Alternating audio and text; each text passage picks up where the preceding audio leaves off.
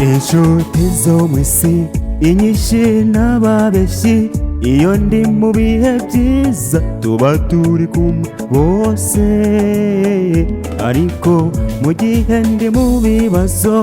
bose barampunga, ariko narakubonye kandi nza gukomeza.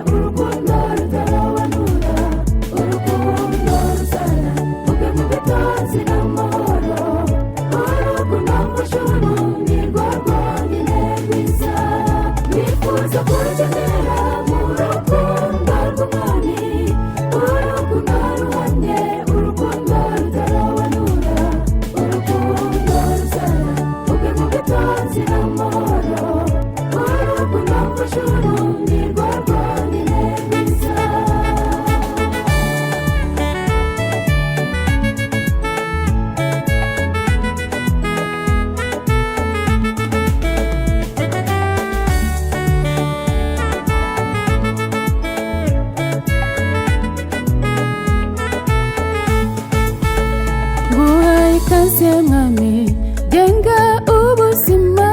bwacu bwa buri munsi, twigishe kubi